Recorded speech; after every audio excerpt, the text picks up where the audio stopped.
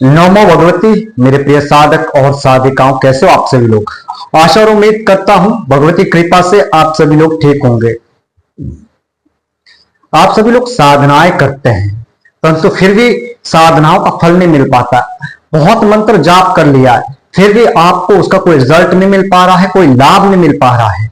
आखिर क्या है इसका रहस्य, क्या है कारण, क्या है इसकी वजह जिसके कारण आप सभी लोगों को साधना में सफलता नहीं मिल पा रही, आप सभी लोगों को साधनाओं में सिद्धि प्राप्त नहीं हो पा रही है। बहुत पूजा पाठ कर लिया, बहुत मंत्र जाप कर लिया, फिर भी आपकी समस्या ज्यों की त्यों है, आपकी परिस्थिति ज्यों की त्यों है।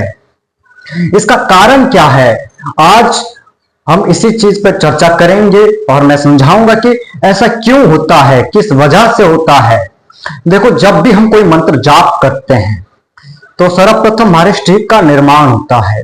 हमारे शरीर के अंदर जो दुष्वृत्तियां हैं उनका शोधन होना शुरू हो जाता है। जैसे जैसे शोधन क्रिया आगे बढ़ती है हमारे जीवन में परेशानी आना शुरू हो जाती है, क्योंकि ये सारी जो दुष्वृत्तियां हैं ये हमारे जीवन से जुड़ी हुई है, अनेक जीवन से अनेक कर्मों से जुड़ी हुई है। और इसका जो मेन केंद्र जो स्थान होता है वो मन होता है, और मन बार बार उस चीज को आपके सामने ला देता है। उदाहरण के लिए मैं आप सभी लोगों को समझाता हूं, जैसे कि आप साधना करते हैं तो आपके अंदर अत्यधिक कामुक विचार आना शुरू हो जाते हैं, वासना अत्यधिक बढ़ जाती है, जिस कारण से आप परेशान हो जाते हैं, हताश हो जाते हैं। आप बार बार कोशिश करते हैं अपने मन को स्थिर रखने की, अपने मन को कंट्रोल करने की, परंतु फिर भी वासना पीछा नहीं छोड़ती है, क्योंकि ये सब दुष्वृत्तियां हैं। इसका शोधन हो रहा, जैसे शोधन होता है तो ये दुष्वृत्तियां क्या करती है कि हमारे शरीर को आसानी से छोड़ती नहीं है, आसानी से उस चीज से दूर नहीं होती है, परिशोधन होने नहीं देती है। जब ये शोधन क्रिया पूर्ण हो जाती है तब आपका मन निर्मल हो जाता है, आपका मन एकाग्र हो जाता है, आपके मन में शुद्ध विचार आने शुरू हो जाते हैं। शोधन क्रिया में बहुत सारी चीजें होती है, जैसे मोह, क्रोध, लोभ, वासना, अहंकार, इन सारी चीजों का शोधन होता है। ठीक है, तो जैसे एक एक स्तर का शोधन होना शुरू हो जाता है, एक एक स्तर आपको परेशान करना शुरू कर देता है। कभी कभी आपके अंदर गुस्सा अत्यधिक आता है मंत्र जाप करते समय, कभी कभी आपका मन व्यथित हो जाता है, उदास हो जाता है, दुखी हो जाता है, परेशान हो जाता है, समझ नहीं आता परेशानी किस वजह से है, क्योंकि आपका मंत्र तो कार्य कर रहा है परंतु आपको पता नहीं है कि मंत्र की ऊर्जा जा कहां रही है। मंत्र आपका निर्माण कर रहा है, मंत्र आपकी ऊर्जा को शुद्ध कर रहा है, शोधन कर रहा है। इसलिए कहते हैं कि रोज अपने पूजा पाठ में मंत्र जाप करते रहिए, पूजा पाठ करते रहिए, जिससे आपकी जो शोधन क्रिया है वो पूर्ण हो सके, और जब आप मंत्र जाप करते हैं उसकी आपको सिद्धि प्राप्त हो सके।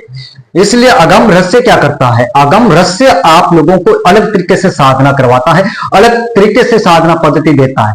पहले क्या करते हैं अगम रहस्य में, पहले आपको मंत्र जाप करवाया जाता है, साधारणतः मंत्र जाप, कोई साधना विधान नहीं, सिर्फ और सिर्फ कुछ समय तक, कुछ महीने तक आपको उस मंत्र के रोज 1 या 3 माला जाप करना होता है। इससे क्या होता है कि आपका मंत्र धीरे धीरे जागृत होने लगता है, आपके अंदर जो अशुद्धियां हैं वो शुद्ध होने लगती है, वो दूर होने लगती है, और धीरे धीरे आपको मंत्र की सिद्धि प्राप्त होने लगती है। जब आपका निर्माण पूर्ण हो जाता है, जब आपका शुद्धिकरण क्रिया पूर्ण हो जाती है, तब आपको अगम रहस्य साधना पीठ साधना करवाता है, पूर्ण विधान बताता है। फिर जब आप साधना करते हैं तो आपको सफलता मिलती है, सिद्धि मिलती है। यही एक रहस्य है। इसके अलावा बहुत सारे कारण है जिनके ऊपर मैंने आप सभी लोगों को डिटेल में लिखकर बताया है, और धीरे धीरे अन्य वीडियो में भी आप सभी लोगों को बताऊंगा एक एक कारण के। हालांकि मोटे तौर पे व्यक्ति क्या करता है कि अगर मंत्र साधना सिद्ध नहीं हो रही है, मंत्र सिद्ध नहीं हो रहा, तो बताते पितृ दोष है, ग्रह दोष है, कहीं ना कहीं मंत्र उच्चारण दोष है। ये दोष तो बाद में आते हैं, पहले तो आपकी जो निर्माण क्रिया होती है, आपका जो पहले शुद्धिकरण क्रिया होती है वो परेशान करती है। आप देखना, जब भी साधना करते हैं कहीं ना कहीं आपको गुस्सा अत्यधिक आएगा, वासना अत्यधिक आएगी, आपके अंदर अहंकार आना शुरू हो जाएगा कि मैं ये मंत्र करता हूं, इस मंत्र में वो मिलता है, ये मिलता है, इत्यादि लुभावने स्वप्न आपके अंदर आना शुरू हो जाते हैं। तो इन चीजों पे आपको धैर्य रखना पड़ेगा, धैर्य के साथ, साहस के साथ और पूर्ण नियम के साथ आपको आगे बढ़ना होगा।